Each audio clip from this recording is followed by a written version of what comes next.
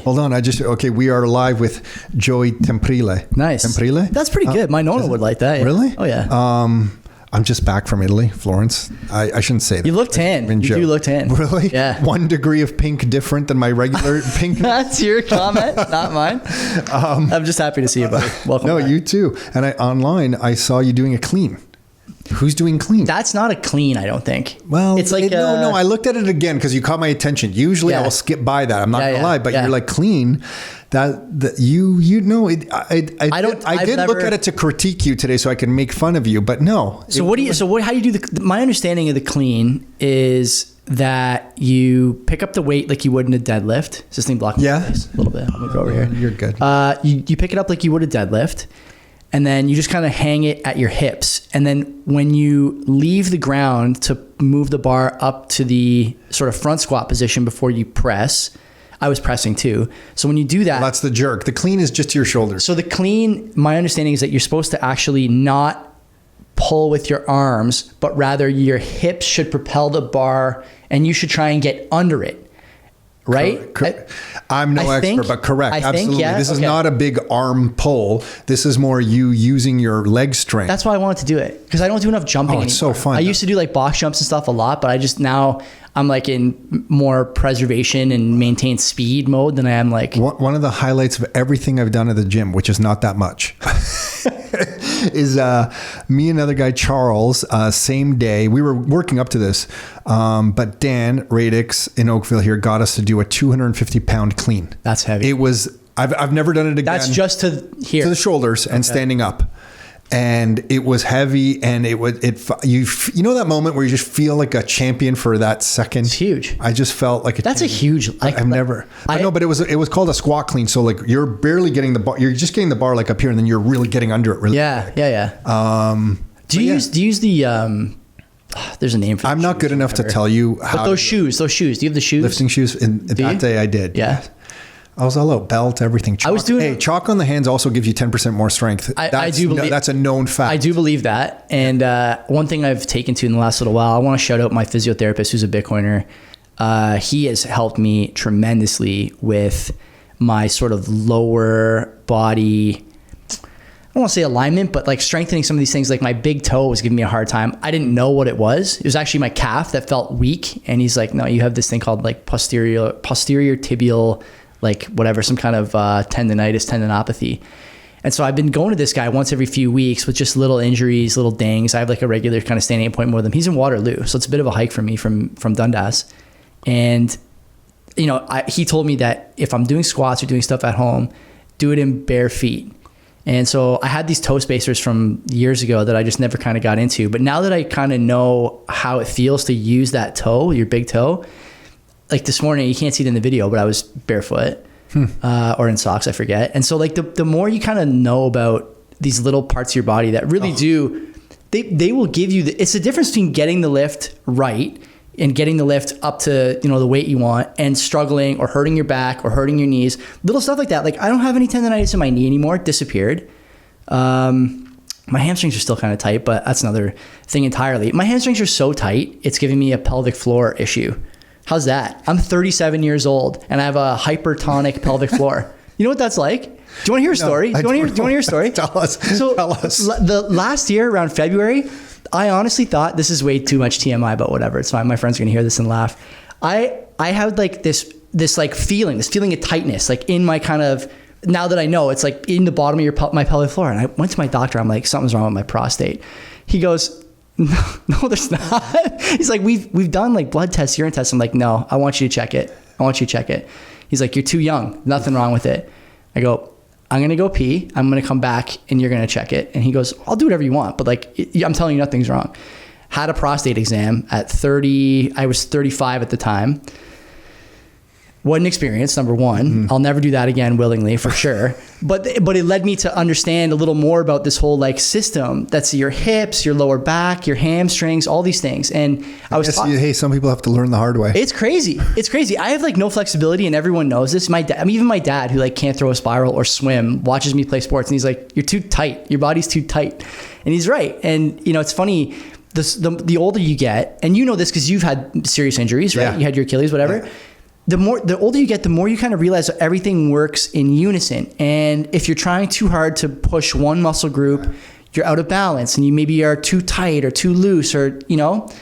And so the older you get, the more you focus on stuff like stretching. And so since that day, basically, I like told myself, no more 315 pound squatting, no more 400 pound, no more deadlift, none of that. You're going to stretch in the morning when you wake up.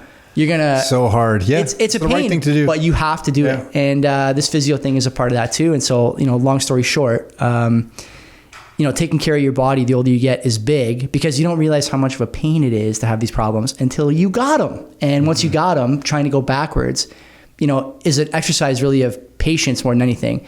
You want it to be healed right away. You want it to feel better right away. But it took you, in my case, you know, 7, 8, whatever, 9 years of these little injuries piling up. It took you that long to get here. It's not going to take you 2 months to go back. It's going to take time stretching. No, from the buddies I see who are in their 50s now trying to go back. Imagine being, you're talking about 37. Did you say 30? I'll be 37 pretty soon. Yeah. 36, 37. Yeah. Imagine another 15 years Crazy. Of being tight, adding weight. And the compounding of weight is the trickiest thing, especially when you get into your 30s, because you can just do it like, oh my gosh, like I just gained 5 pounds. It's not that much. But my brother-in-law broke it down for me like this. He's like, you realize on a percentage basis, if we compound it and if we're just gaining like 2% a year, compounded, it's really different. I'm like, holy... People don't understand compounding as you compounding everything comes down to the compound. But so like, to kind of tie a bow on this, the clean, I'm going to start doing it more. Wow. I love it. It feels good. And like, I'm a pretty strong overhead presser and a pretty strong bench presser. And so this is the kind of overhead like press would be the jerk. So clean and jerk. Yeah, exactly. So, but I don't do the split. Like it looks like on the there's video, just different styles. Someone told me today, 2 guys messaged me on Twitter and told me about the thruster. Have you heard this? Like the CrossFit move? Is that what it is? Like the front squat, bar and front squat overhead. Yeah. Yeah, that's what they do in CrossFit. That sounds pretty lit. I might try that. Wow. Yeah. This is a known thing in CrossFit. I'd never heard of it. Yeah. Oh yeah. So 2 guys sent me that today and said I should try it. So I'm going to. Yeah. So you'll kind of clean the bar up. Yeah. And then you'll squat down with it. Yeah. And then press it overhead and squat down and press it overhead. That's great. And oh my gosh, it's so satisfying. Yeah. It's amazing. That'll be great. I should do that. I might just pop the tarp and do it in my backyard for all my neighbors to see. Establish dominance in my neighborhood. What do you think? Yes? No? Yeah? Yeah, do it. Okay, I should. Yeah. Do it. Okay, noted. Bring the camera crew. Nigel, camera crew.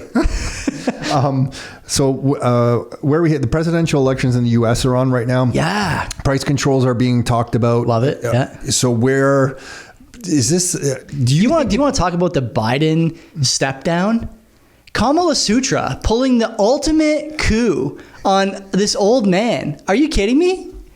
If this happened in like a family or at like a bank teller, it would be national news, like senior cruelty or whatever. Like this guy was fleeced, he's old, he's trusting, and like instead this girl gets a Time magazine cover. It's her moment. And by the way, she gets a Time magazine cover. She wasn't interviewed for. She refused comment. Sorry for yelling. She refused comment. If the cover's not enough to know that you're going to get a fluff piece, you still don't want to do the interview.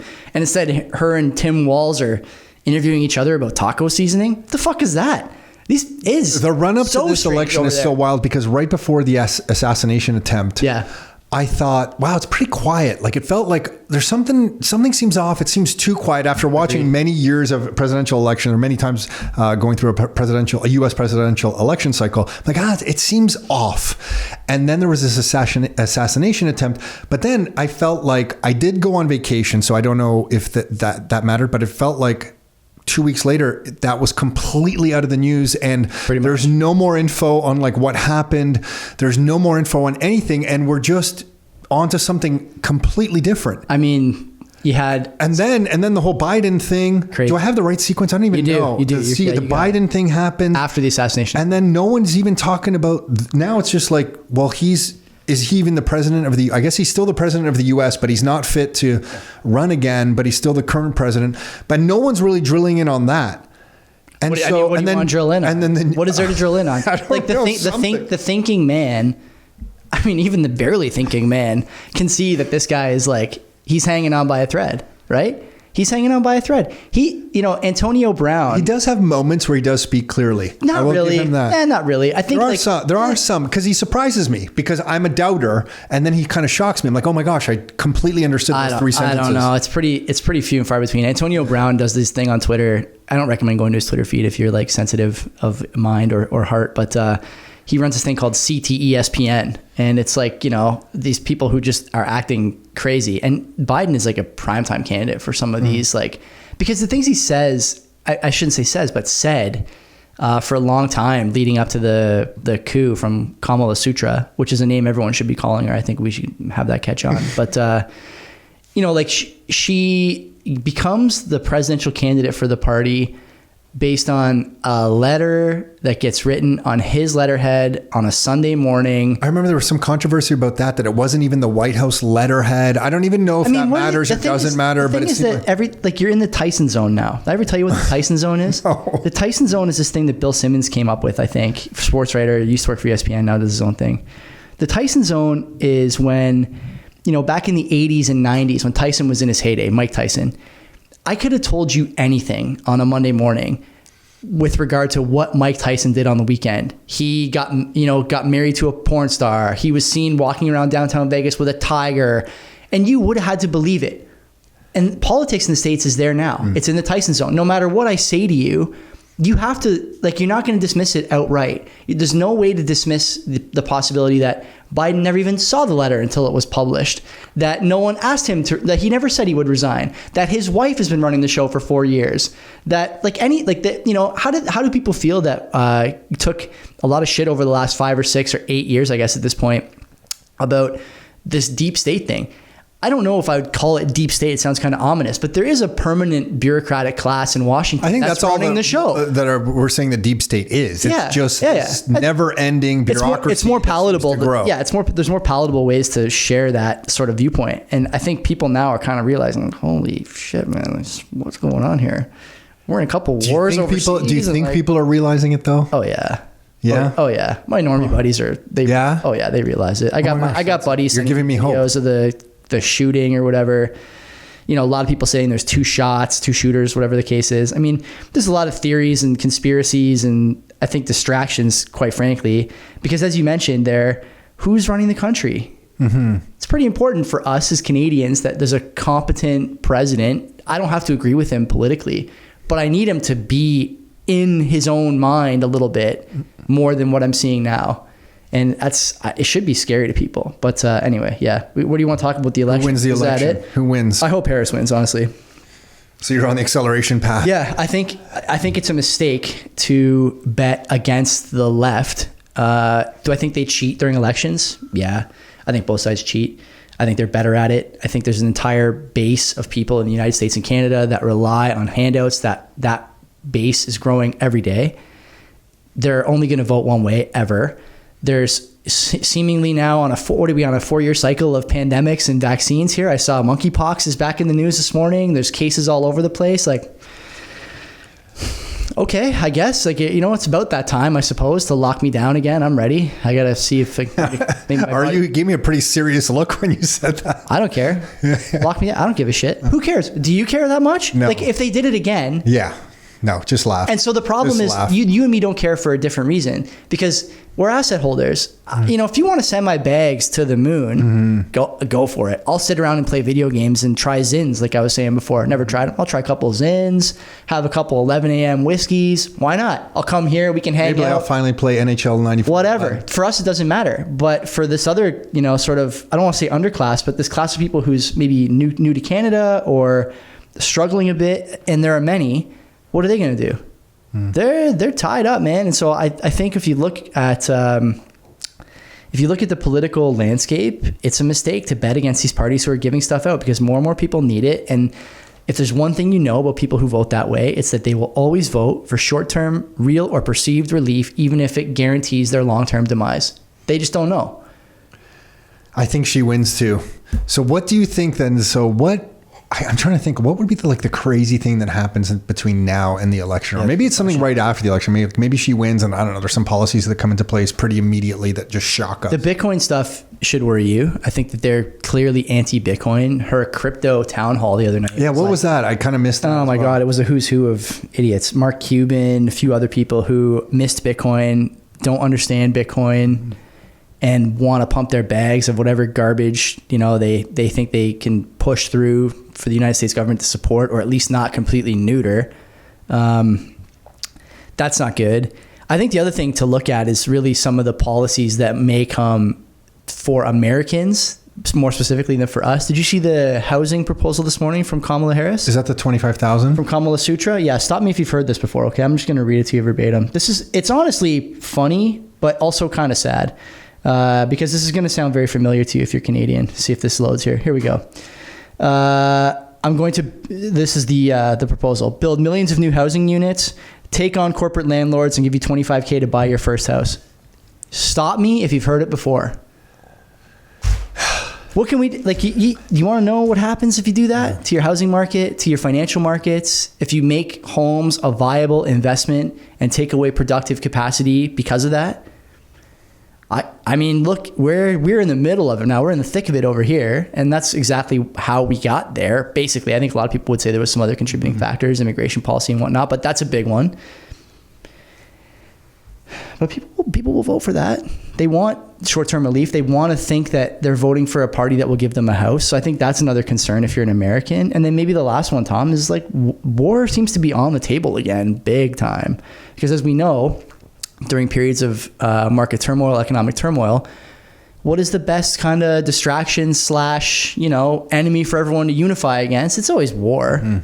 And I think the American public, for whatever reason, still seems incredibly friendly to battles overseas. I think so. It feels like it's changing a bit. I don't think anyone cares about Ukraine, but you can't tell me that if Iran, shot a missile at an American installation or fired a missile on towards American soil, the American people wouldn't immediately rally. They would. It's in their DNA, I think, and they'd be right to rally. The question is what does that war look like for America? It's inflationary. It makes the market difficult. It pumps hard assets. How are you preparing for all this? I mean, I just buy gold and I buy Bitcoin. I bought a chain. You bought a gold chain? Yeah, I was telling my dad too. Yeah, I got it on right now. Look. No. Yeah, bought a fat gold chain. Whoa. I'm Italian. I can't listen. You show me a wheelbarrow of cement or a nice gold chain, I'm in. I'm getting my hands in there. And I told my dad too, I'm like, you got to start thinking about this because he's not a real estate guy, but he's got some investment properties and he's already thinking about it. And you guys are thinking about it. Why the gold? I like the chain, to be honest with you. It's a nice chain. Where you can't find nice gold chains like that. I had it made. Oh, yeah. Okay. I got a guy. I say you can't. I'll hook you up with him if you want. Anyway, so like I said to my wife before I bought this, and actually the reason I went is because I needed a new wedding band. I lost my wedding band playing football. And I said, I think gold is going to rip pretty soon. That was like $2,000. And what's it at today? $2,500, something like that. That's, what would Larry Lepard say? That's a fire alarm, right? When I was going over to landing in Amsterdam to get to Croatia, I used to work in customs, so I'm familiar with the drug dogs and the agricultural dogs. Yep. I go through customs to get through, into Europe. Right after I get in through customs, when you pay for some stuff in Croatia, you have to do it in cash. So if you're going to rent a boat or something, You're not using Visa. Huh. Yeah, they just want straight euros. They're not putting it through the banks. That's pretty just normal. That's how it's always been. I think it's just a leftover thing from the currency always collapsing over there. And then they just went to cash. And now that they've used the euro for what has it been, 3 years? I feel like 3 years. That just carried over. So some of the guys, when you're renting stuff or if you're taking a water taxi somewhere, you're just paying cash for these things. Sure. They're not swiping a Visa card. They don't want that. They just pay them in cash. So you always carry a bit more cash than on maybe a regular trip when you're going there doing some things. Yep. And I had a fanny pack on, which my family makes fun of me for. I love the fanny pack. It's especially when you're traveling. The tourist fanny pack is important. No, it's so important because when you want to pull out your passport, you get access. It's so important. I'm so happy. You can't use your pockets. Joey, you are approved. And I wear these camo track pants when I travel that everyone makes fun of. But the reason I wear them is they have zipper pockets. Because you're right, you can't use your pockets, but with zipper pockets when you're traveling, you have a chance. Yes. So it's a big deal. Yes. Have the fanny pack, have everything right there. You need a little bit of, access to your passport. Maybe you need some lip balm on the planes, dry. I'm a big lip balm guy. Yeah. Okay, but I also had some currency in my fanny pack. Doesn't a dog run right up to me, puts its nose right in the middle of the fanny pack in Amsterdam? Really? And I talked to her because I worked at it was a female customs officer with the dog, and I'm like, oh my God, like I'm used to drug dogs. I'm used to agriculture dogs. What is this dog? And she's like, it's a currency dog. Do you have currency? Why do they care about that? And I don't know. Your guess is as good as mine. And I'm like, oh my gosh, I do. It's literally right where the dog's nose is in my fanny pack here. And she went on to question me, how much do I have and how many different currencies do I have? Do I have Canadian dollars, euros, anything else? And I was, kind of free to go after that. But she said it was a currency dog, and then proceeded to ask me how much I have on me. She didn't make me take it out and show her. I was, pretty free to go immediately. But that was the first time I'd ever had a currency dog. You can't take it. I think it's $10,000 pretty much everywhere that, you're not supposed to carry across borders. In cash, yeah. In cash. But I had never seen this before. First time ever.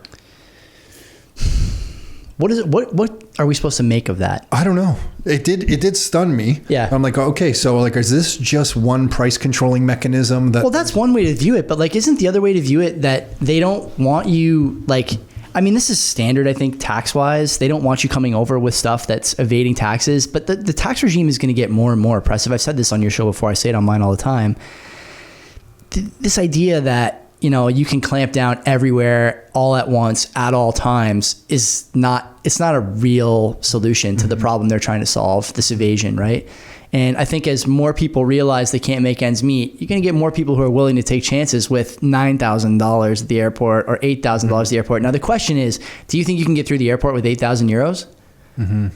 It's not 10,000, but I bet you it'd be pretty tough. I think there might be a secondary screening in your future if you come into the airport with 8,000 euros in your fanny pack. Oh yeah. Is it worth it? It's the kind of thing that, and I think a lot of people are going to find this over the next few years, especially in Canada, especially in Europe, these European countries. What you're going to find is that even if you don't break the law, you will put a target on yourself, and that target is going to make your life difficult until the day you die. Your taxes are always going to be reviewed. Your home is always going to be, someone's going to be coming around your house. You're going to get pulled over more. You're going to, all these things. This is, and like I said before, the reason this is not difficult to forecast is because there's less and less people like this, and those people are worth more and more of the tax base. And the people who are not like that want you to give up your wealth for them. This is a big problem all over the world. Have you ever heard of this term ICE 9? No. Okay, so James Rickards, who's not no Bitcoiners really are a fan of this guy because he's been so anti-Bitcoin for so many years. Jim Rickards, is he a gold guy? He's like an analyst who worked for long-term capital management back in the 90s when it almost blew up the entire global financial system. He was one of the lawyers who interfaced with the Federal Reserve to unwind that, where the Wall Street basically came in and saved them to keep the whole system going. Sure. So he was in the unwinding of that. So he's seen the belly of the beast. He's written a lot of books on gold and a lot of books on how fragile the financial system actually is. He says he's played some CIA war games on financial war games and between China and what America would do in response to this. I play war games. And he's written, I guess, 5 or 6 books, and they're actually quite interesting. How old's the guy?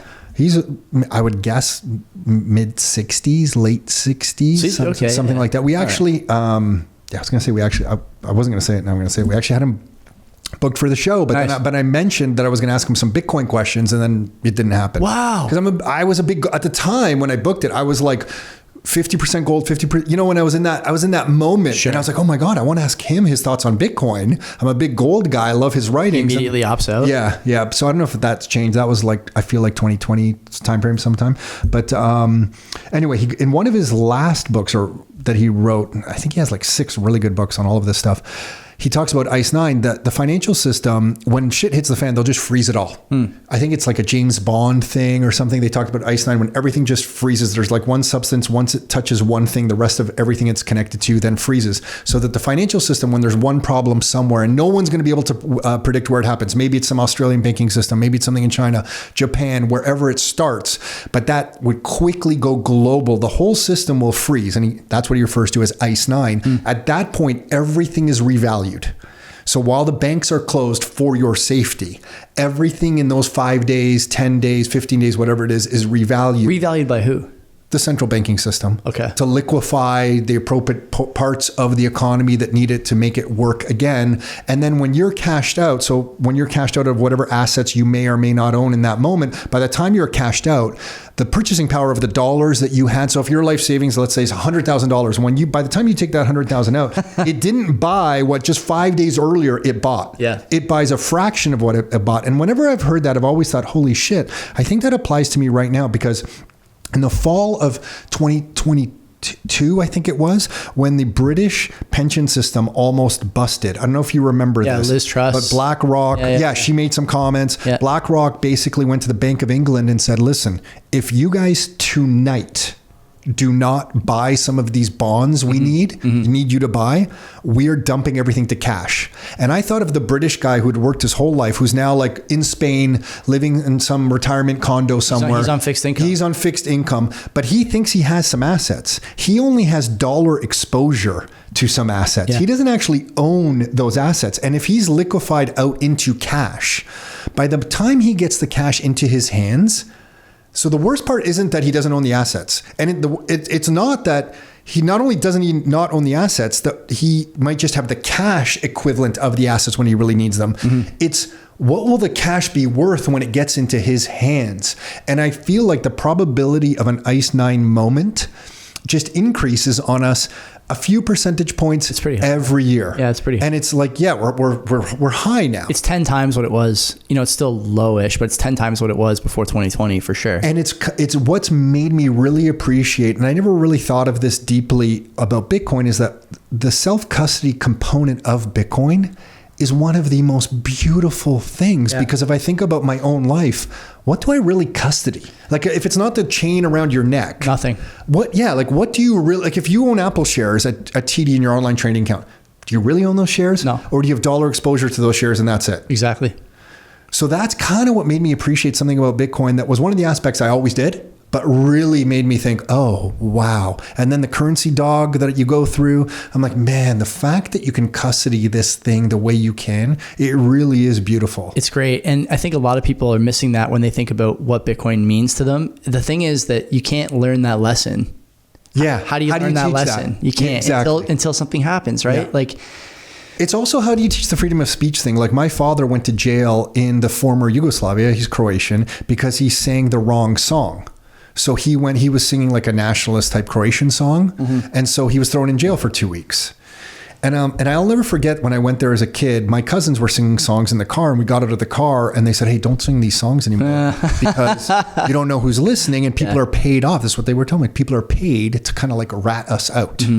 So don't sing these songs. And as a kid, I just accepted that. Like, I didn't put a lot of deep thought into that at that moment. I was just a kid. I'm like, okay, I won't sing the song. That's how it works here. But now looking back on that moment, I go, oh my gosh, how ridiculous was that? Like, you couldn't say some words out of your mouth under threat of going to jail. It's like that now in a lot of places, right? Like, I still think, we'll talk about the UK because this is the right time to do it. But I think even if you look at countries where you're not sort of thrown in prison for having the wrong thing on your Twitter feed or saying the wrong thing in a crowd in a loudspeaker or whatever, again, you're still going to have your life made very difficult. Look at the Coots 4 or whatever. Okay. So these guys were part of I think they're framed as part of the convoy. I don't know if they were part of the convoy. Anyways, the long and short is the government lost this case against two of them earlier this week. We're talking on August 16th. So earlier this week, they lost this case against the Coots 4, two of them anyways. And the guys are basically cleared of all or most of the charges, free to go.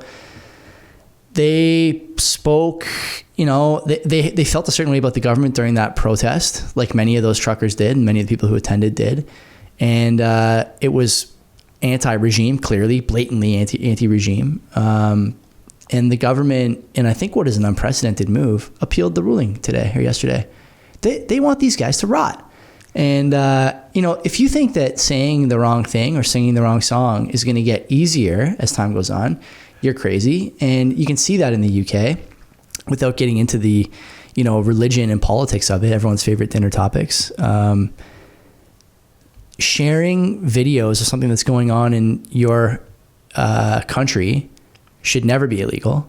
talking about your opinions on those things, if you're not calling for violence, should never be illegal. And talking to people online about what they think about these things should never be illegal. Starmer over there talking about how things that are legal but harmful will be penalized. And you've seen these guys in the course of over, 3 days. You got guys who are combing social media videos and going from posting to jail, posting to, community service, basically posting to sentencing in 72 hours, 96 hours. The thing about swift justice is that it eliminates usually one of two things, or both. It eliminates rational sort of,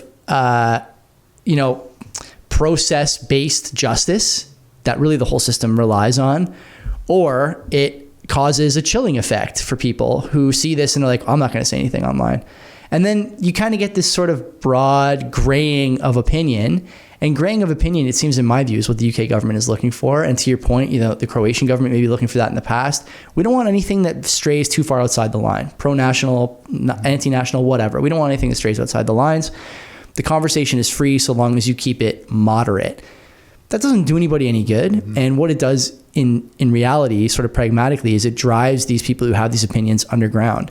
And that's when you see extremist factions start, they take root, and that's when you get problems. Those problems can be from the national side, they can be from the religious side, they can be from anywhere. Yeah. Right? And I don't understand why governments don't see this. Instead, what they do is they characterize. I think they see it. They see it, but they never take responsibility, which maybe is naive of me to expect they'll ever take responsibility for something like that. But what they do instead is they characterize these people as far right or extremist or whatever when they come from the underground to the mainstream. And I said this on our show, I'll say it here now. Having these feelings isn't far anything anymore, because more people are sliding this way. That's a good way to say it. So you can call it whatever you want, but far is not the right word. Okay? It's just not anymore. Everyone is thinking this stuff now, And it's not just me thinking it. Is there far the other way? Is there a far left? Of course, but no one ever talks about it. No one ever talks about it. Why would you? Not in the mainstream media. Because that's a useful sort of voting contingency for the party in power, right? Yeah. So fine. I understand that from a political point of view. Just all those people over there. It's not far. It's actually rather close, It's actually rather close. You can hit it there on the 9th hole after 10 years. It's really not that far. And so like when people say that, it kind of immediately gives them away as a partisan. Oh, it's far right. It's then quickly dismissed instead of debated. Well, the problem is the label makes you dismiss. The problem is that you're never debating the person across the table from you. Mm-hmm. You're debating the stuff they've been injected with on TV. Mm-hmm. Like, you don't think this. You've been told to think this by someone you trust, or you saw this at the gym, or you've heard this in the change room, and like, it's infuriating. There's a great post that I saw like months ago that resurfaced again the other day, that sort of weak-minded people and physically weak people, okay, have this mentality that they seek security through numbers, right? And so they never think about whether the opinion they have is right. They think about whether or not... how well accepted it is. They think about whether or not there are enough people who share this opinion that they'll be safe. And like, this is, if you look at things through this lens, this is the fact of the matter. This is the problem. I never thought about it that way. This is a problem of our time. You're physically weak. Physically, mentally, whatever. I joke around that you shouldn't be able to vote unless you can squat 225. There's something to that, honestly. You should have to own a home, have a kid, or squat 225. Otherwise, you can't vote. Because if you can't do those things, then, and people will say like, oh, it's toxic, it's this, it's that. It's not really toxic. 225 is not that much. Owning a home is an important thing. It teaches you responsibility. Having a kid gives you long-term vantage point. Coming back from vacation, 225 is feeling like a lot right now. Maybe, yeah. I mean, I think I racked up 95. I don't want to tell anyone that publicly, but I was like, oh shit, I'll stop there for this week. Woof. I know. Woof. That's tough. That's a tough look for you. It was tough. Tough look for you. I don't expect to see any shirtless clean videos on your Twitter anytime soon. But this is a thing that really bothers me. And I have a kid on the way, and I think about this a lot, that I'm going to be in a school ecosystem, in a community ecosystem, in a youth sports ecosystem, in all these ecosystems with people who they seek strength in shared opinion as opposed to thinking for themselves.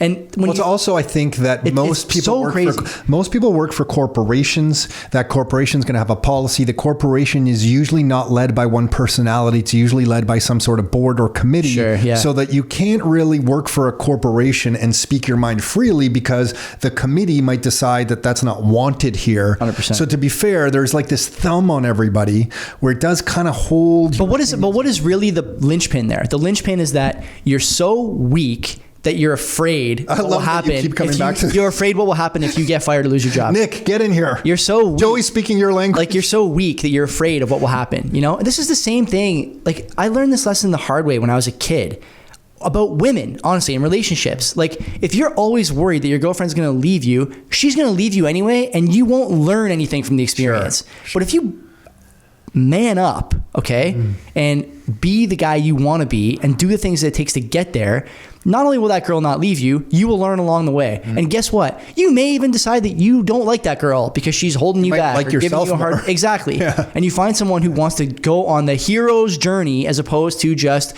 hoping that everyone shares the same opinion. Fuck that. That's where we are now. That's what got us here, in my view. And I have a lot of friends who share that opinion. Guys who would never have said that 2 years ago think this way now. That everyone is just saying the thing that makes them feel like they'll get invited back to the dinner party.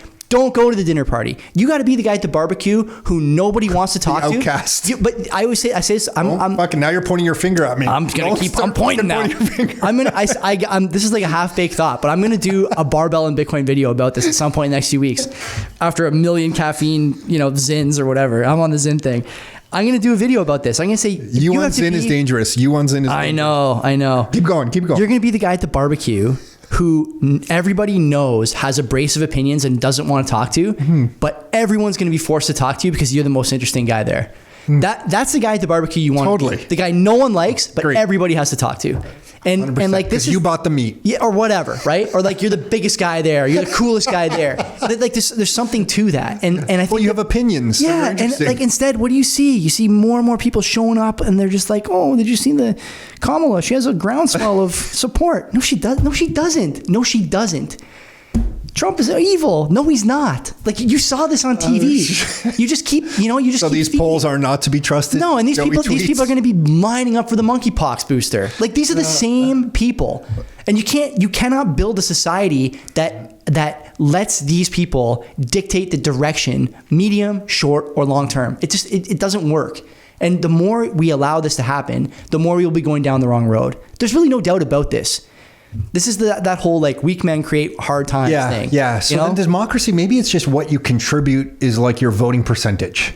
Something like that. Like, I know you were saying lifting weight, like that. But there's something to that. Like, maybe it's just the value you contribute. Maybe it's just sheer tax dollars you pay. Whatever. Tax dollars you pay. We got to come up with something because the tyranny of the majority is real, and you are going to feel it. Well, when I was younger, I don't think you ever had to think about it. It was just like, oh, democracy works. It's better than this thing called communism. But we never really extrapolated forward enough to think, where does this take us? Like, how does this? I don't know. What has got you to the point where you think the way you think? Have you always been a critical thinker? I don't know. Maybe not. I told you before we started that it started when I decided I didn't want to go to church on Sunday mornings anymore. But like the longer sort of term view to take on that line of thinking or that way of metabolizing ideas is that there's always a better option, and you shouldn't let, unlike the saying, you shouldn't let good enough be the enemy of great. And like, there's something to this idea that we don't give reverence and respect to sort of great men and women in our society the way we should. Instead, they're villainized. Sure. They're villainized, right? They are. And like, I don't consider myself a great man in society. I'm sure you don't either. But like, I'm sure as shit greater than a lot of people. And the people who, like, I still, even amongst my friends, they're like, oh man, I can't believe people still buying this Bitcoin thing. The podcast is a grift. I'm like, I don't know. You can think that if you want, but like, at some point, you have to look at your situation compared to mine and wonder if you got this wrong. And at some point, you have to look at my health compared to yours and wonder if you got this wrong. At some point, you have to look in the mirror and say, maybe I got this wrong. What do I do about it? If your friends are like mid 30s, that's 35, 36 years of programming they got to rip up. So on the ego, that is a tough drill. Big time. Because, and you have people my age who have to look at the entire financial system and say, hey, maybe this Bitcoin pet rock thing that you've been talking about isn't quite what you've discussed. Many people I know who work on Wall Street and Bay Street now will start to say, okay, like I guess it's an ETF now and stuff, but it's still not something that's safe. Like it's not like, we've moved from the governments are going to ban. So here's a 4-year cycle. We've moved from when I first got into governments are going to ban it to now it's like, okay, yes, you can buy it. These people, Tom, first it was governments are going to ban it. Now it's too government oriented. Okay. Then you just don't buy any then, whatever you want. That's fine. Go have another fucking soy shake or something. I'm just so fed up with it. I am like, this is what happens when I'm left alone in my basement with the barbell. We gave Joey too many coffee. It's just, it just doesn't, it's so frustrating to see people always find a reason to tell you you're wrong instead of evaluating their line of thinking. So it must just be human nature. It's like, I can't eat it, so I'm just going to say. There's an actual term for it that's escaping me right now. Sunk cost fallacy, right? You're so deep in this other thing. And to admit you were wrong is one thing, but to admit that you wasted all that time, that's another entirely. Look, I'm never going to forget when I was wrong. I literally know the moment I was sitting in the corner of the office over there and it just all hit me. It was like, how many zins did you have that morning? None, but it was just like a house of cards. Like everything came tumbling down. And I remember thinking, oh my God, I was so wrong. Yeah. For years I made fun of Bitcoin. I didn't even really look into it. I just kind of, at one point, I don't know if I told you this. Your story is the AV guy telling you got to look into it. You laughing him out of the, and then another at a mastermind, a marketing conference in Ohio. I'll never forget walking through the front door of the hotel and that guy putting his arm around me and going, I'm surprised you haven't figured it out yet. And then he just walked away. And I'll never forget that moment. I just thought, and I still never looked into it. That's the greatest part. But when a moment stuns you, and then in the corner of the office sitting there and then having the realization of how wrong you were, like it was literally like a house of cards just collapsing all around me going, holy shit. It's pretty humbling, when you realize that like all the things you thought, and acted on and whatever, like I think the worst feeling for a lot of people, you can tell me, because I feel like this is your situation or was your situation. You had 90% of it anyways. Yeah. And just that last 10%. I was a gold guy. I studied this from 2008. Yeah. I joke with Nick. I'm like, we worked really hard to build Rockstar up. You realize if I had just figured out Bitcoin in like 2011, not right away. I'm not going to say me and Hal weren't going to start. Yeah. You weren't on the top. No, I wasn't.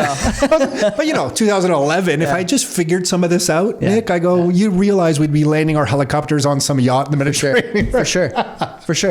But here we are doing this, which does give me purpose. So it's good. And like, I think, look, the important thing, whether I'm on a caffeine fueled rant or not, the important thing to remember is that there are people out there who deserve better than what they have. Some of it is their fault, but there's a lot of it that's just being constantly fed to them through every media channel, That's the kind of part that really bugs me, because when you have somebody who I know works really hard, let's say a nurse who's doing overtime and working really hard, and they don't have time to figure out the entire financial system, but they just can't figure out why they can't save up enough for retirement. That's the person to me that is like, they're getting killed, man. Or a teacher, like a teacher who's really working hard, dealing with all the kids. And let's face it, I don't think that role has gotten any easier over the last couple of decades. Way harder. And then to not be able to just save comfortably. And then this ICE 9 topic, when what goes through my head is these pensions and like, what are these pensions doing? They're done.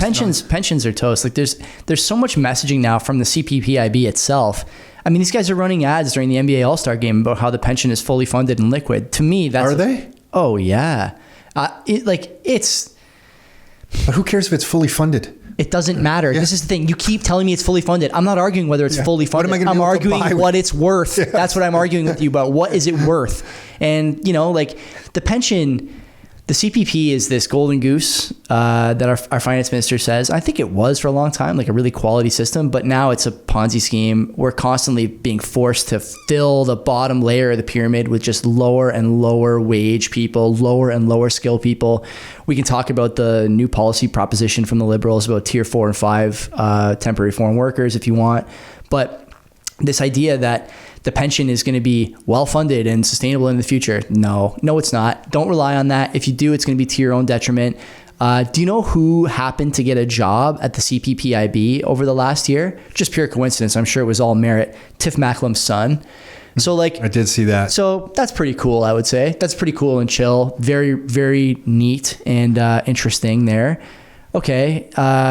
If the pension is so well funded, why do we keep letting in literally anyone we can find with 2 brain cells to rub together to keep adding to the tax base? I'll tell you why. Because it's not well funded. Because the tax base needs to continue to grow and get bigger and blah, blah, blah. Good luck with all this if you're holding on to in that our pension. election in this country next fall. Is there a path to victory for the Liberals? Yeah. What's that? I think it's the temporary foreign workers getting citizenship. I think it's the American system has swing states, right? Those is like whatever it is, 7 or 8. I'm not sure exactly. Yeah. Important. Ohio, Pennsylvania. Important jurisdictions where you really got to win. Here, there's a lot of areas that are like that, right? If you win the 416, you win a couple places out east, you win Vancouver and some places in BC, you got a fighting chance. Those are liberal strongholds. I would not be betting any money against these guys. Does it seem to you like they're worried about the election? No, not at all. So, I mean, you make of that what you will. To me, that's a sign that there's maybe a possibility that they know something you don't know. I feel like there's no change in messaging from the Liberal side, even though they lost that by-election or whatever that election was in St. Toronto Paul's. that like caused this big stir. Yeah. I'm like, I've seen no change. It doesn't seem like there's any concern, and that's starting to concern me. It should. No. Because what, like, shouldn't you be able to see some kind of tangible change in the policy direction? Well, you just said some people at your age that maybe voted Liberal before are now talking slightly differently. Wouldn't that reflect in the narrative they're starting to put out? Like, they're doing polling. Maybe. The polling is pretty ugly for them, but you know, there comes a time at the ballot box when you have to make a decision about, do I want, like I said before, this temporary relief with, you know, some unknown chance that a promise that's being made at the ballot box is going to be fulfilled for me in the future? Or do I want to go with the devil I don't know in Polyev? A lot of voters now who are going through these struggles only know Liberal government. And so can Mark Carney come in maybe? Carney's not going to come in. You don't think so?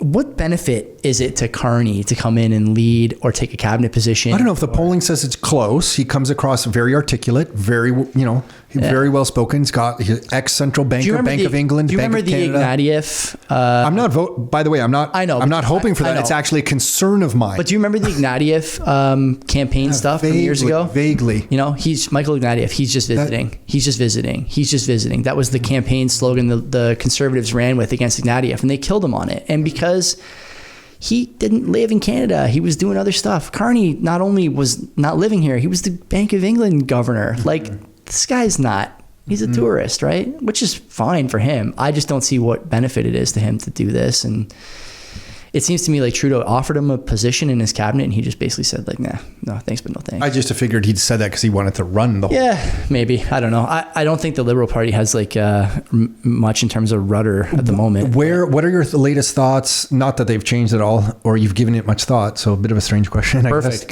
Debt spiral in the U.S. Let's focus on the U.S. Like, where are we on the debt spiral? They're finally past $35 trillion. Their debt servicing is more than their defense budget. I mean, you got Lynn Oldenburg up there, broken money. Like, this is what the book's about, right? You know, you've never had a country recover from this, no matter how mighty, no matter how strong. We're in the spiral now. Like, we're like in the first phase somewhere. What is the argument that we're not? Mm-hmm. Would be the question I have. You have rates about to go down in September or October, depending on what you think about the sort of cut schedule, but they're going to start coming down. The direction is clear. The real estate market in Canada, we know different builders and developers. There's a couple condo launches recently, just absolutely crickets. Like, it's bad. It Interesting. is brutal. Interesting. Brutal. But it's not really surprising, is it? No, like, not at all. People are going to start to feel the pain. And who can even afford? Like, if the rates are, if you have to qualify at like 7%, who's qualifying at 7% for no one? Anything? No one. And we're obviously like in the middle of a cut cycle here.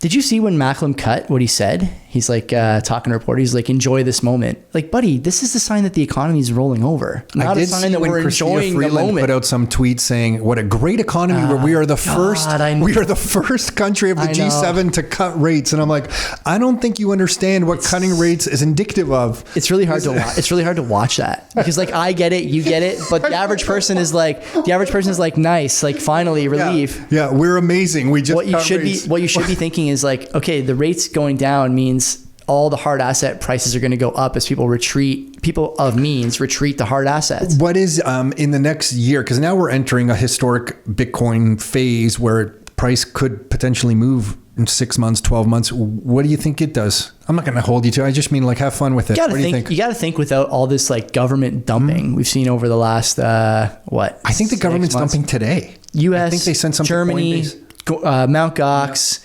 I mean, there's probably other stuff. It looks like Swan is circling the drain a little bit in the States. Like that'll dive the price another 5 or 10% for sure. Just on the news, like algos are going to pick that up and start screaming. So I think without all that, would we be at 80, 90K? Maybe. To me, it doesn't, like, I don't care because now, I've made this analogy before, but if I look at Bitcoin as sort of this equation, right, where Bitcoin is on one side and all the other stuff going on in the fiat world's on the other side of the equal sign, right? Do people call it the equal sign? There's got to be a mathematical term for the equal sign that we're not getting, right? It's going to make us sound dumb, but whatever. The Bitcoin side now, as far as I'm concerned, it can do nothing if it wants, right? I don't care if it goes to 90K. It is. Yeah, if it stays at 70, or 60, whatever it is now, 59 or something. I'm looking at your thing. 59 is good, actually. It wasn't 59 this morning. If it stays there, the other side is spiraling so fast that it just doesn't matter. So do I think it's going to go to 100,000? Yeah. But to your point and to, sort of looking back on our discussion about the pension, what's $100,000 look like in 2 years or 3 years? I don't know. I don't have. What's going on in the podcast space? Peter McCormick's not going to be doing his. I want to thank you for this shirt. Yeah. So people on show Len. People watching on News Channel 8 can see that I have the Real Bedford. Thank you for that. Podcast. McCormick is wrapping up what Bitcoin did, but I don't think he's going to stop doing relaunching. Yeah. I think that look, podcasting is a hard business in the bear market. You have to have a quality base of listeners. You have to put out a consistent product. I think you guys have a new sponsor now, right? We just got another one, Decentral Tech. Yeah, they're really good. They have the BitAx. Len was so happy. Do you know who those guys are? No. They are this little shop out of Montreal that started a few years ago. Now they have this warehouse that we got a video tour of when we talked to them about sponsoring in the summer. God, it's a good group of guys. Jonathan is leading the charge over there. They have home miners that I think are more for the hobbyist than the serious, that's right. Len was telling me. Sorry, yeah, keep going. The serious miner, but they sell a product called a BitAx that runs at different intensities, different hash rates, obviously. But it's something that, as I say when I'm reading the ad on the show, you can mine without upsetting your wife, which is nice. I would like to do that. And I think the other thing of note is a couple of weeks ago, somebody with a BitAx hit a block. I know. And I got buddies now messaging me who listen to the show and they're like, man, I wouldn't mind playing the lottery every 10 minutes. Just plug one in. Things.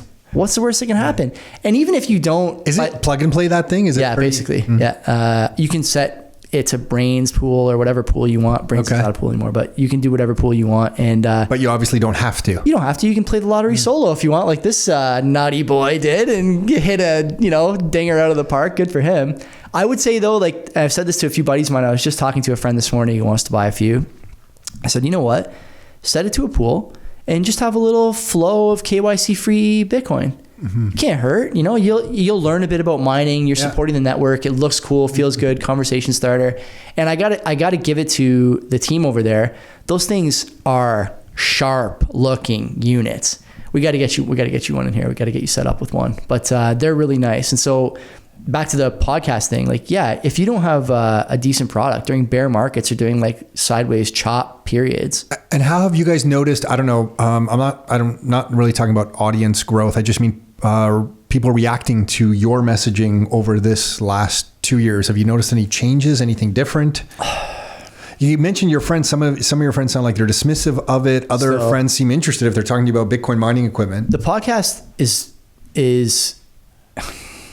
it's a wedge into talking about Bitcoin for me a lot of the time. But like broadly, have my friends who are not Bitcoiners come around to Bitcoin? No.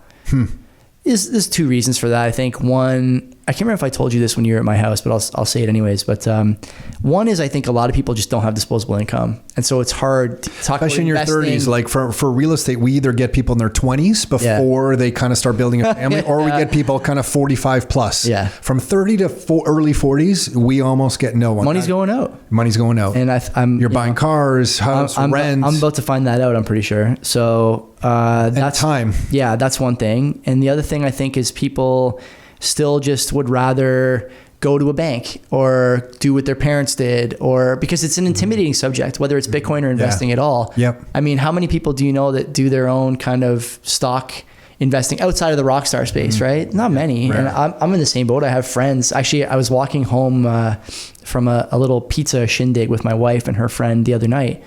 And her friend was telling me that her and her husband are going to put, so they moved from the UK to here, and they just sold their place in the UK last year, and they're just sitting in cash, and they're going to put it in a GIC.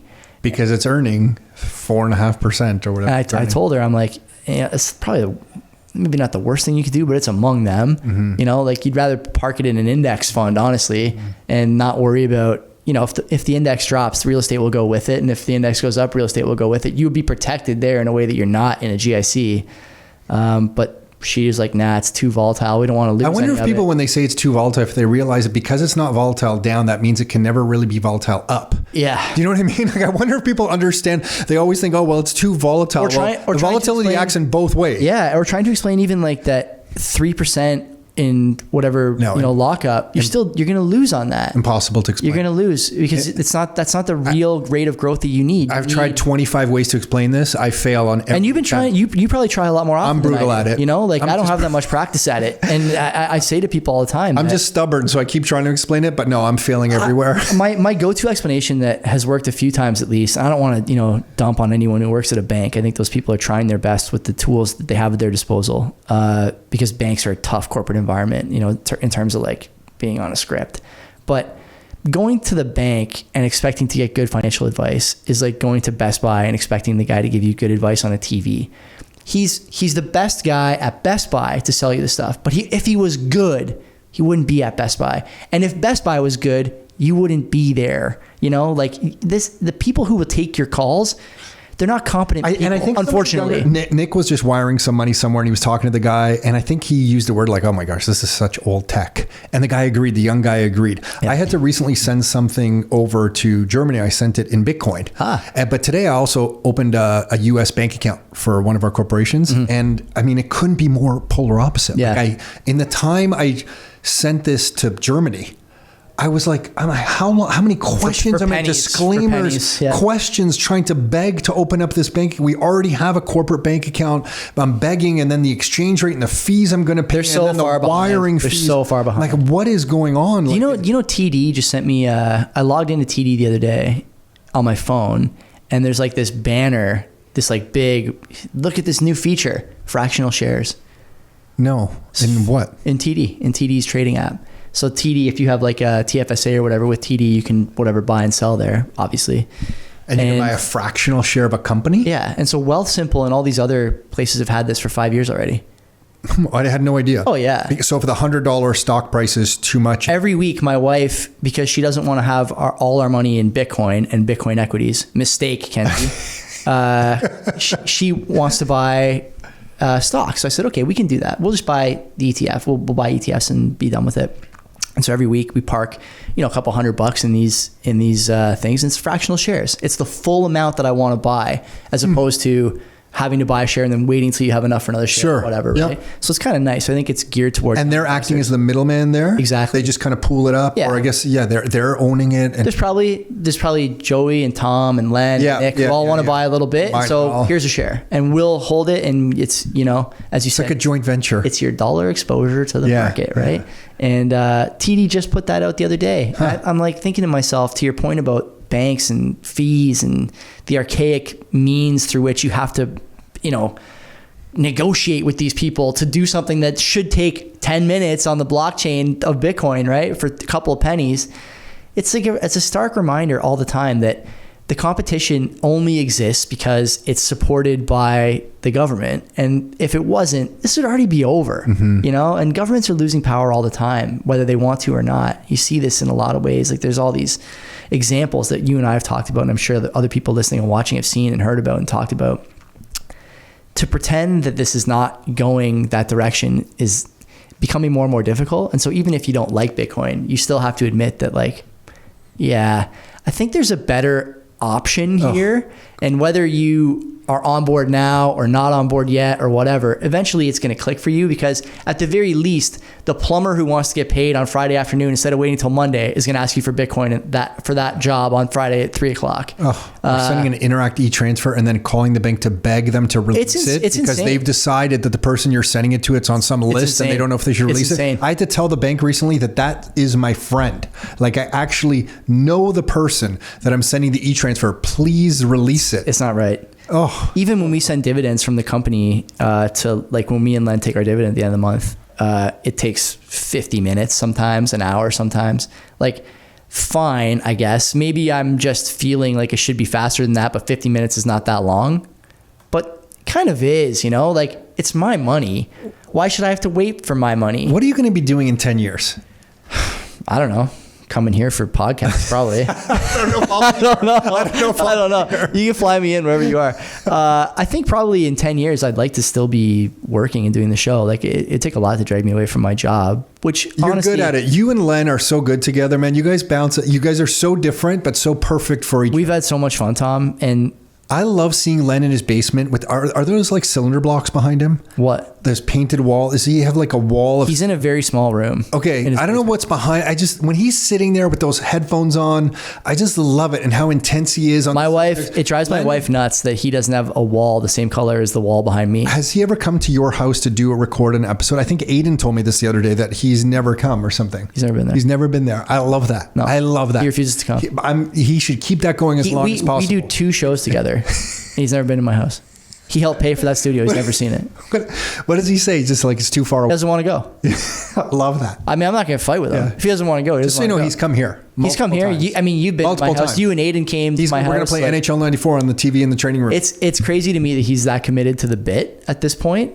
But he's basically teaching our office different classes on Bitcoin. So I have to thank him. He was here the other day. He basically comes in and tells us how all our security is garbage and how it should be 10 times better. And then he proceeds to teach us what to do to his, and being fair. In contrast to what I said earlier, don't let good or perfect be the enemy of good enough, like store your seed, stamp it somewhere, bury it. I told Len I'm not sure I could do everything he does. Just have a Sparrow implementation so you can deposit money in there, deposit Bitcoin in there, and just don't worry about the rest. And then when he left, he put on a wig, a hat, and sunglasses so nobody... No, I'm joking. That wouldn't surprise me.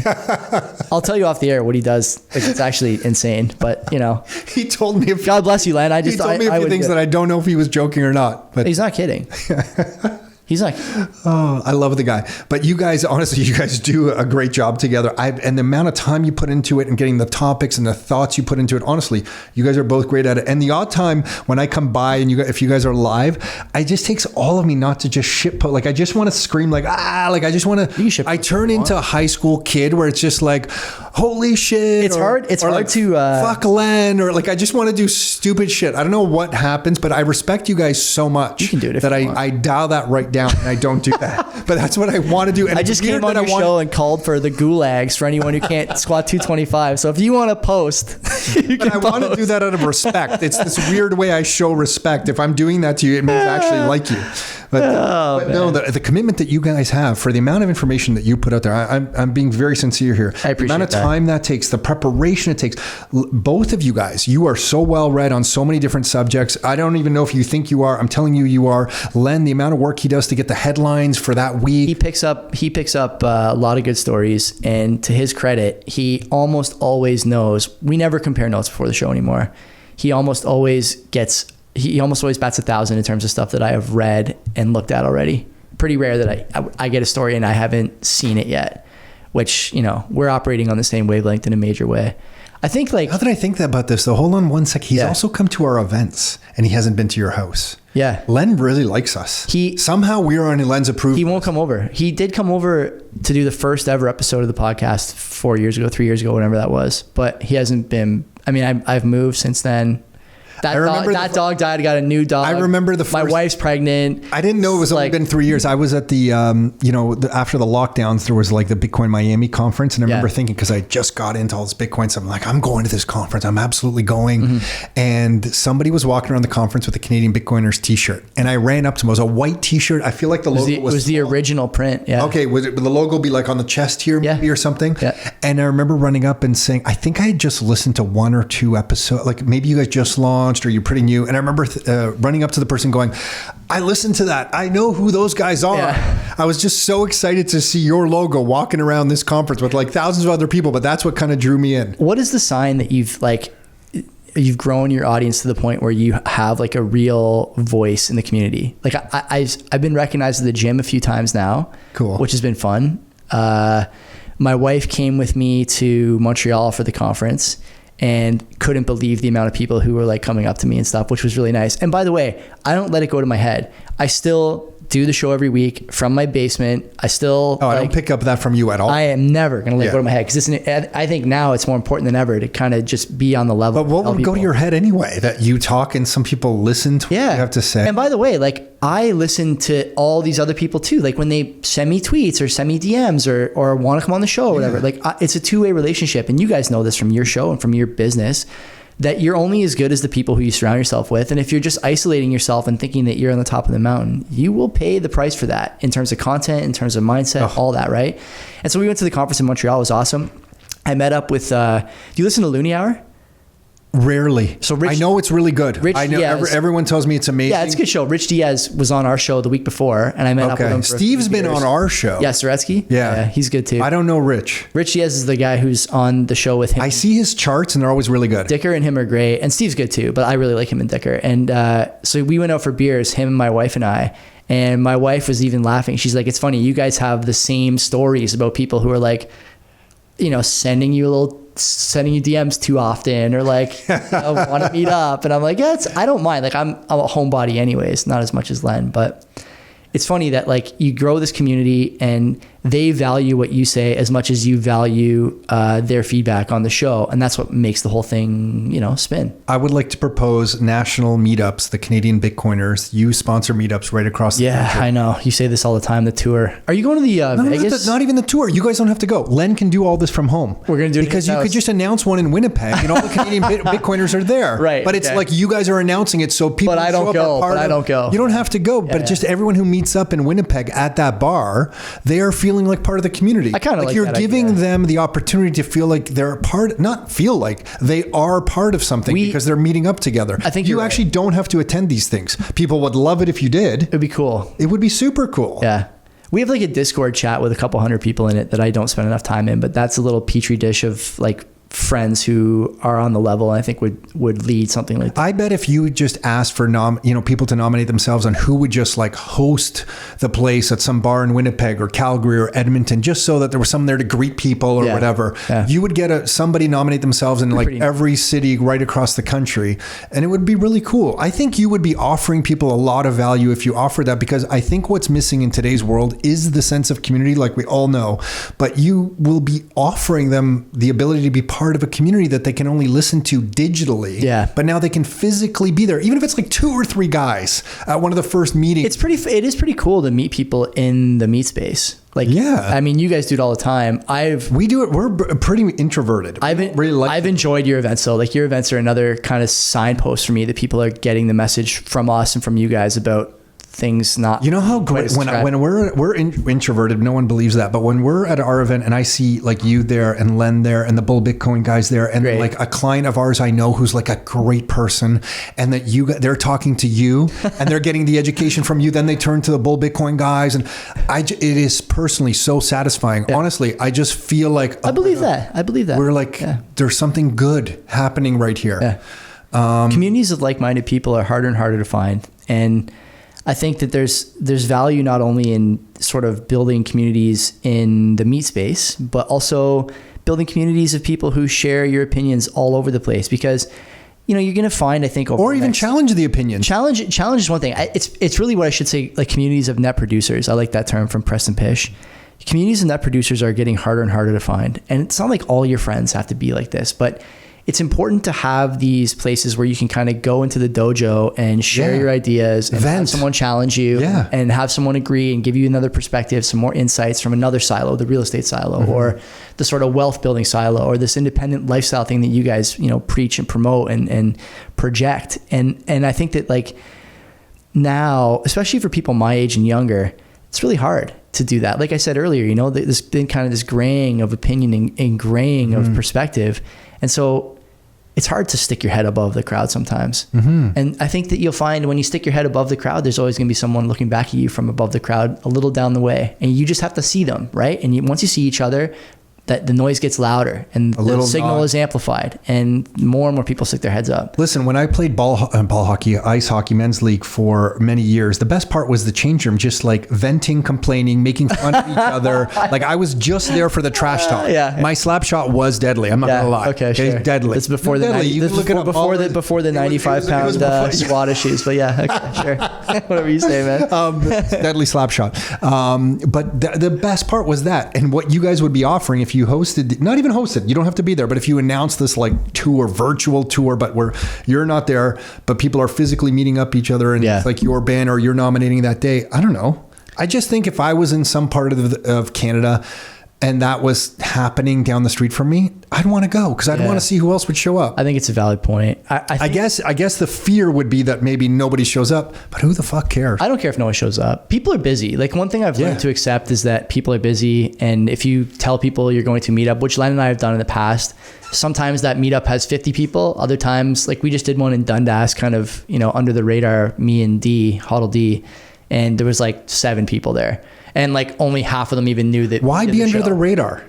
I think because I didn't know if I was going to go, number one, so I didn't want to promise people I'd be there. But number two, because I think we were both worried that it was going to be sparsely attended, which we shouldn't. Listen, right? We don't have the biggest audience in the world. We have a decent audience, really great people. We'll promote. If you guys do this, we'll push it out as best as we can. So would Bull. So would Mark. So would all these guys. But I know. And if there's a local one right around, I'm going to go to it. Yeah, even if you're not there, even if Len's not there, I'll be looking for Len. Especially if I'm. Len is like the Where's Waldo of Bitcoin. Like, where is this guy? You know where he goes?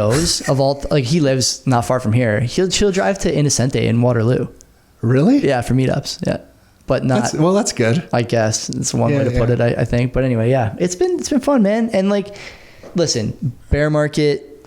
People say like, oh, it's hard to keep a podcast going. I mean, you guys have done a great job with it. And sponsors want to keep coming. I think not just because the audience is solid and because I tweeted this a while ago. Like in 10 months, we moved 1 million through Bulls. That's wild. It's a lot of money. Yeah, that's a lot of money. That's a good audience who wants to use a product that we care about and support and use ourselves. And like it's just. This isn't it more about just being honest with people than it is, trying to fleece them like, oh, try this cool, shiny new thing like McCormick does sometimes. Sorry, Pete. But like, it's not about that all the time. It's about just being consistent, being honest. Like I use Gold Bitcoin. That's what I buy my stuff with. Yeah. If you want to do it, here's a code. If I often think, what would my 90-year-old self think about this moment? Like, what should I do? What would my 90-year-old self think? And listen, man, we're in real estate. You know how much shit Nick and I have seen over the years? God, for sure. So I think it's just important to stay true to who you are. You guys are in the most scammer-friendly industry at the most scammer-friendly moment in history. Between mortgages and lending and joint ventures and projects and like, it's insane. And you know how many people we've seen come and go? And it's wild because it reminds me so much of crypto land. Are you guys tracking this Forge and Foster thing in Hamilton? No. We can talk about it afterwards. I don't think you understand. We're very much like Len in a lot of ways, where we put our blinders on. We live in our world of real estate, and we talk about, and then we try not to think of or see anything else because it all petrifies us. I'm not looking out this way. Yeah. We just like heads down. Here's what we're doing. For years, people made fun of us on every 3 things we did. So we're just like, this is what we're doing. Yeah. Our events, I don't even know how to describe them. I don't know if they're real estate events, they're Bitcoin events. I think they're just great people. They're wealth protection events. Great. Yeah. That's what we're trying to do. That's it. That's what we're trying to do. And, but no, what's going on with this thing? And I don't know. Forge and Foster is, this is going to appeal to your real estate audience. They were buying up strongly branded small businesses in Hamilton. Okay. Bonanza Bakery, Black Forest Inn. These places have been around for 50, 60 years. and trying to extract all the profit they could from the business. What, they're a private equity firm of some sort? Basically, yeah. Okay. And put residential on top or inside of these buildings. And they basically bought up a ton of stuff over the last few years, and now they're bankrupt. Oh shit. And they're I think a lot of people are happy to see them go, but this is an example of what you said earlier. Forge and Foster really put a lot of money into marketing. They were in the press a lot. They were defending the positions they took, and now they're not answering any calls, and you can't get a comment from them. Yeah, Spectator reports on this stuff with some frequency now because they've had, including in Dundas, they bought up a multi-unit building, and I think the heat turned off or the water turned off, and residents in there are going, "What's going on?" And they call the guy.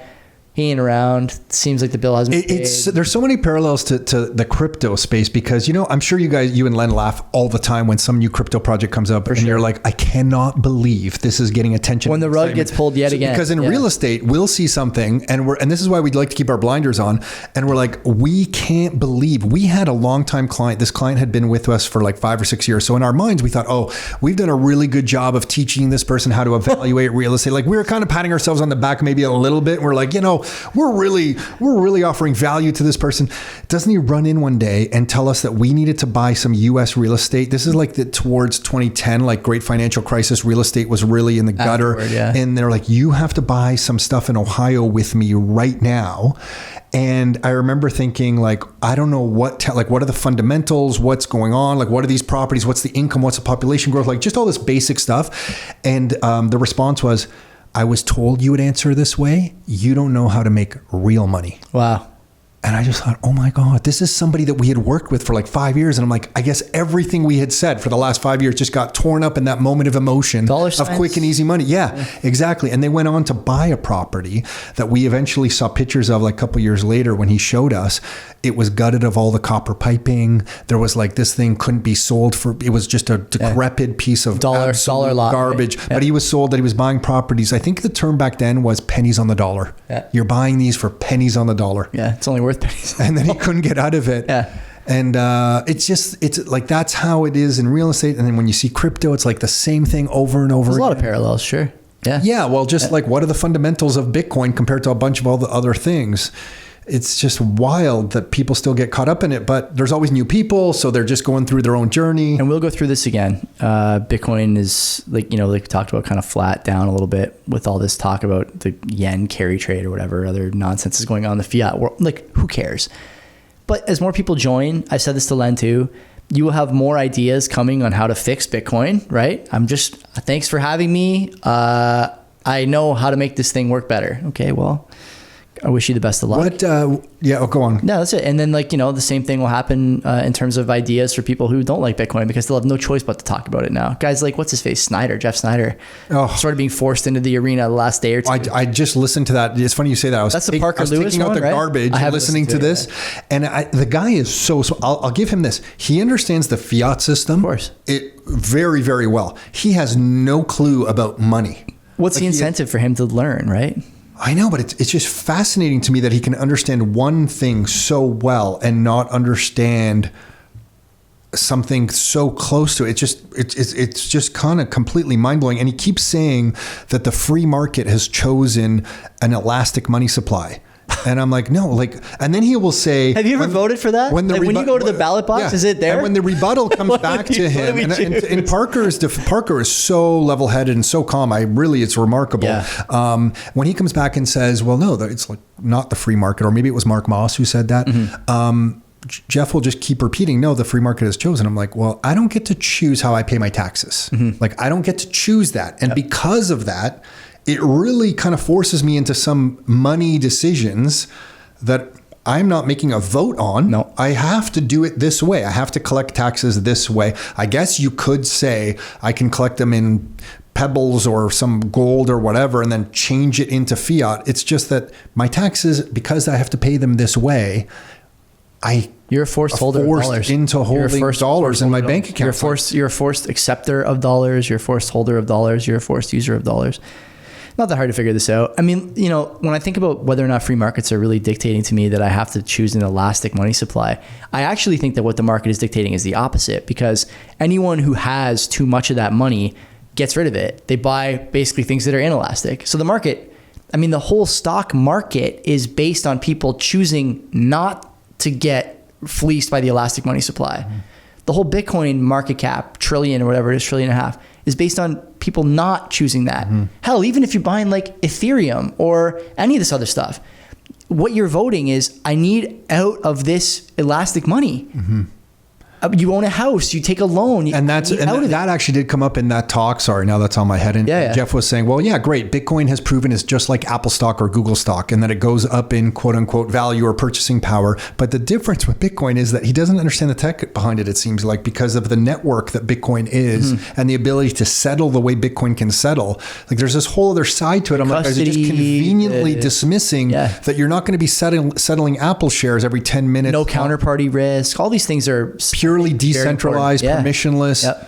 I don't understand how he cannot grasp some of these concepts, but it's the tech is hard to get your head around if you're not exposed to it all the time. I mean, look how many times it took you to get it. Look how many times it took me to get it. I think I've said on this show, maybe my first time here, you know, we were talking about this in 2015, me and my buddies, and we just like, I don't know. And I guess that's a good point. Unless you understand the tech, and even if you're not a technical person listening to this, I just want to say that it's not that difficult to understand. You just need to spend some time understanding it, and I didn't. Agreed. So I didn't understand about the decentralization of it. I just absolutely didn't get it. The scarcity of it. I didn't understand the miners. I didn't understand how this all worked.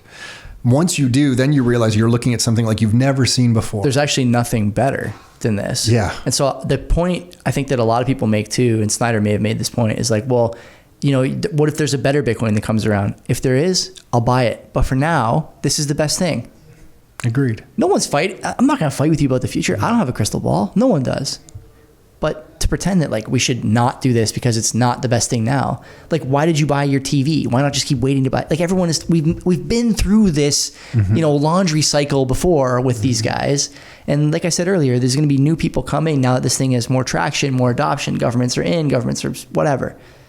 You have to put up with this stuff again. These guys, again, have done zero reading.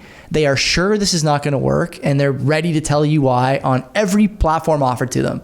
And there's lots of, like, we give people a platform who disagree. Kevin Muir was on with us last week, and he's a big name. You know, he's got a newsletter that has he's got like 100,000 subscribers. I didn't know. I had actually never heard of him, but he's a monster. Yeah. And like, he seemed like it was open-minded. You guys went back and forth. Yeah. Why don't you have Jeff Snyder on? Give him an invite. I'd love to have him on. If he gets a haircut, I'll have him. But otherwise, even without the haircut, have him on. God, the stupid shoulder length. Why? Have him on. Either go in with the ponytail or cut it short. Really?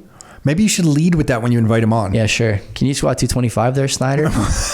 I doubt it. Post physique. I've taken to Twitter to now anytime anyone posts any like flailing, hysterical comments about, oh, we need to protect, this is the hate speech or whatever. I always just respond with the same thing, like post physique. I guarantee you are fucking flabby milk bag looking. Yeah, post physique. Why would you not? Post physique. Oh, you think that it's toxic? That you think Harrison Bucker saying that women might not be thrilled about getting a corporate job and then realizing at 35 they want kids? Post physique. Okay. Oh my God. Oh, you think that? I think I've seen Lynn say, "Post your like." You're worried about meat destroying the planet. Post physique. Lynn is saying, "Post your lightning address." You're saying, "Post physique." Post physique.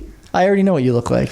Milk bag. Our next event is on Saturday, October 5th. You're obviously invited if you'll show up. I know you don't like going to things. I'll be there Saturday the 5th. Sure. Saturday, October 5th. I'll come for you guys. Ben Perrin's going to be there. BTC. He's coming? Yes. Okay, because we just talked haven't really announced this. We were talking to the Bull guys, and the Bull guys weren't sure. He's coming. Okay, great. Yeah. I just told them. And we're going to do a workshop. It's not going to be a talk. He's actually going to do some Bitcoin transactions, some Lightning transactions live. I like that. So everybody. I like that. I think it's a good idea. You were about to say but it's hard to get people to come to those things, even because we're going to make it happen. You should, because Ben is. I mean, it's a half real estate and it's half Bitcoin. But like in terms of like learning Bitcoin, I mean, I love Len, and Len will travel here. Oh, Ben's like, so good. He's the best in the business. Yeah. Guy's whole life. He's coming live. Yeah, that'll be awesome. Yeah, we're pumped. We're pumped. And then Bull Bitcoin guys are going to be there. Yeah. Bitcoin Mentor is going to have a presence there. So are we going to have? Are we Canadian Bitcoiners can have you guys can have you can do whatever. I don't need a booth. I just want to float. But can you commit to a dinner? The Bull guys, Rockstar. Oh yeah, Ben. I think his last wife Lisa time maybe there was something. Was I traveling right now? Yeah. Let's do that. Let's do it. It's a great idea. Let's do it. Okay, you pick done. the place, and as long as it's not Lord Nelson. I hate that people love that place. What's Lord Nelson? Burlington, the steakhouse. I don't even know it. God, it's so overpriced. Yeah. Is it good steak though? No. Oh, okay. Then forget it. We're going to have, no one knows this yet. We're just talking about the planning. Somebody on our team owns a retail store that has one of those arms that come down with like a claw on it where you can like put in like the game? Yeah, the game. We're going to have that there. Okay. And inside the game, you're going to be able to pull t-shirts, but I'm also going to put in like a stuffed animal with a Bitcoin logo on it. Wow, nice. And if you pull the stuffed animal with the Bitcoin logo on it, you're going to win Bitcoin. How big is the stuffed animal though? And did you know on those machines, you can adjust the settings to how often they win? Yeah, of course. I guess that's obvious now that I say it. I didn't really know. So we're going to have it. We're going to have it. Dude, what do you think? They're just giving? You put a buck in, and you just win whatever you want. I just thought it was random, like 1 out of 50 times this thing wins. So you can apparently set it to be like 1 out of 20, 1 out of 40. We're going to set it like 1 out of something, because you have to have some people lose to make the winning fun. You guys will have 500-600 people there probably? More? How many people? We had 1,000, so we'll see. Okay, we'll see. Yeah. Tough real estate market. Let's see. I think we'll have 1,000 again. I don't know. We'll see. People don't come for the real estate, Tom. They come for the community. Yeah, it's a good community. It's a fun time. Yeah. So we're going to have this there. We're also going to announce we're doing a cruise. Nick's can't believe we're doing this, but like we announced it last year, but now we're really signing people up, and people have started signing up. In the spring, we're doing a Rockstar cruise out of Florida. Okay. Yes. Yeah. I know. See, and you're scared. I just want to say, I'm not scared. I just want to say something. You're scared to announce some kind of meetup. We're putting our names on the line that some people have to fly to Florida and join us on a cruise. I would never get on a cruise ship. Anything that's like seafaring with an onboard morgue, you're not going to see me on that vessel, I don't think. Are there onboard morgues on those things? There sure are, because sometimes people die on cruises, and you're never going to see me on a seafaring vessel with a morgue. This isn't the best sales pitch for the cruise, but so we'll leave that. But we are going to have a bunch of fun things at the event. When Canadian Bitcoiners has their dates for announcing the cross-country Canadian I'm Bitcoin going to meetups. have a kid like 6 There's always a reason to say no. There's never a reason to say yes, is there? Oh my God. So we can announce it there, pick out the first few dates. You can start in Newfoundland, and we'll take them right across. When I got here today, you were out for lunch. Did you go, was it Chinese food? Because you're spitting out these things you might see in like fortune cookies at the end of a meal. There's always a reason to say no, but saying yes is the most, like the wisdom of the Orient in a small pastry. That's literally how cheesy I am. These are the things I really think. Okay. Great. Good. Joey, thank you for doing this. My pleasure, man. On Twitter, Joey tweets with 3 E's. Yeah. Canadian Bitcoiners, the main URL for. I know you could just Google up. Just look on YouTube for Canadian Bitcoiners. You'll see us. We're putting out more shorts than ever before. I got to get back on that. So I've been doing. And the live shows. Can you tell everyone, for people who Monday nights, and then if Len is doing the interview, it's Wednesday. If I do it, it's either Tuesday or Thursday. I've been doing a lot of them recently, and I think like you have. I got to tell you, I've been getting high praise from the guests and from our listeners, and I am trying. Now that's something I will let go to my head, because I worked hard to get better interviewing. If I look back at some of our old interviews, I sucked, and now I'm getting better at it. Yeah, that's it. You know where I'm going after this? I have to take my dog to the vet because he was neutered on Wednesday. Oh, and then what were you saying about his claws? He had double dew claws on his back legs. They had to cut him off because those are like the extra claws that really aren't part of the paw. Except he's not really using them because they're barely connected, but they will tear off. So I got to go back there and get the bandage changed. But he doesn't care at all about the neutering. But he is trying to rip the tape off those feet and run. Mm-hmm. I had to take him to the park. This is, again, TMI. First it was my prostate. Now it's his. I took him to the park because he hasn't had a movement since the surgery. Oh, shit. Because he doesn't want to go. How long ago was Wednesday afternoon. But they don't eat Wednesday, right? Yeah. So he went a day without eating. Okay. Yesterday he ate, and today he ate. And he's like, I can see that he wants to go, but he doesn't want to go in the backyard. That's where he plays. So I took him over to the cemetery there. And let me tell you, he was ready for a movement. And so, so now he feels like a new man and he's running around. I can't have that because those wounds got. So sorry, where did you say you're going? You're going to pick him up? I'm going to get him from my house. Oh. I'm going to take him to the vet and we got to get the bandages either changed or removed. Quite an ordeal. Vet, like neutering a dog. Vet bills. Ooh, how much Bitcoin did that cost? How much do you think it costs? How much Bitcoin did that cost? I'll give a shout out to my vet, Governors Road Animal Hospital. 2 dew claw removed on either side. The neutering, laser therapy afterwards to reduce inflammation. 2 kinds of antibiotics, another kind of pain meds, a flush that I have to do for his legs when they're done. And the next appointment's already booked. How much do you think that costs? $18,000. No, $1,100. Yeah. No, I know. It's always expensive. That's pretty good. I don't know. That's pretty good. I paid about the same 6 years ago for my first dog. I went to my family's village growing up in Croatia. They always had dogs. I don't think they went to the vet once. No, so I know. They're not the only. Soft dogs cause hard times. You called out your physio, but I don't know if we got the guy's name. I'm not going to give you his name, but he's at Price Health in Waterloo. I left him a great review. You can go there and find him if you want. But yeah, outstanding. I mean, he's a Bitcoiner too, by the way. That's how I found him. There's more of us. That's it. Joey, thank you for doing this. Please tell Len we say hi. He's always welcome. Sure. Thanks for the caffeine too. I'm beating about 160. And we're looking forward to your announcement on October 5th. We'll share it with the crew of whoever's there on October 5th. Please stay tuned for the big Canadian Bitcoiners announcement. Stay tuned. See you soon.